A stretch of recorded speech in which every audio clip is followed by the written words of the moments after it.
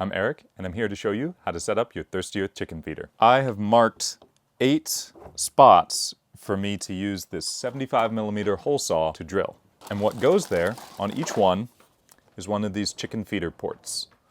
Now what this allows, take out the plug, is for chickens to peck at the feed and have the feed continually flow down to them from a container this size, which will give you weeks to months worth of feed, depending on your flock size.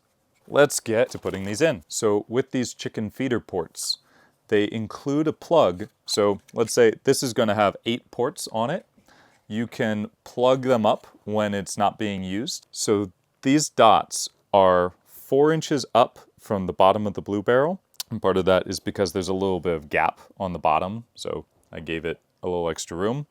And then these dots are 8.75, 8 3/4 inches apart. I cut a piece of string, measured it like so, put the 4 cardinal direction dots, and then measured the in-between and marked that. I used a roll of string, scissors, a Sharpie, and a tape measure to do so. On this one, the distance between dots is 8 3/4 inches, but that is going to differ depending on the size of your vessel, whether it be a blue barrel, a trash can, or anything else that you might use, and how many ports you're using, since some of our kits come with 4 and others with 8. We recommend putting a tarp down for easier cleanup before you start drilling. I'll use this 75mm drill bit and power drill to drill the hole, line up the drill bit with the dot, and get it as straight as I can.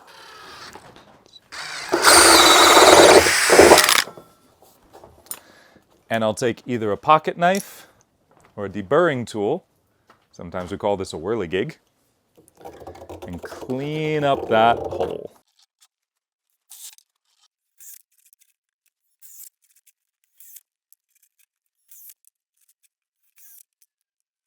So the feed cone has to go in before the feed ports, otherwise it won't be able to pass them.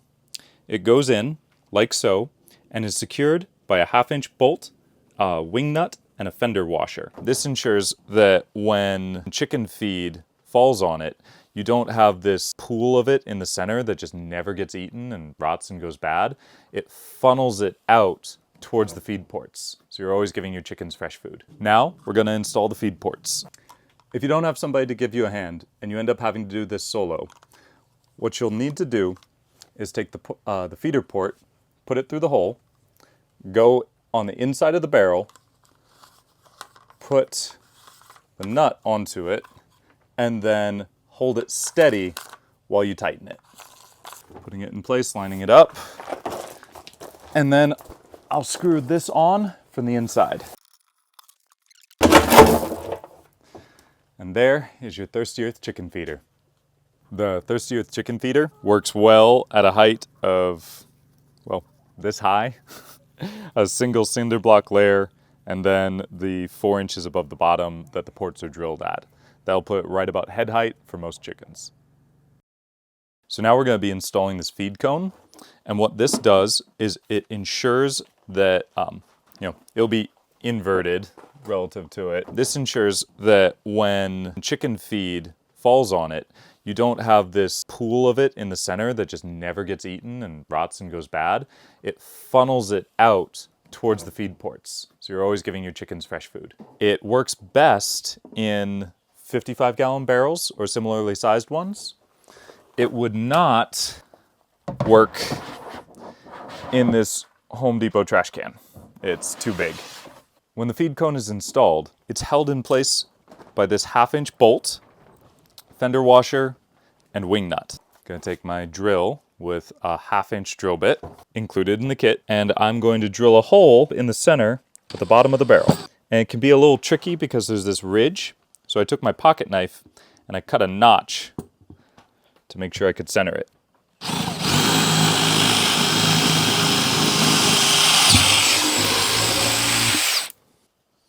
This ridge prevents the bolt from going completely flush, so I'll remove it with my knife. So the feed cone has to go in before the feed ports, otherwise it won't be able to pass them.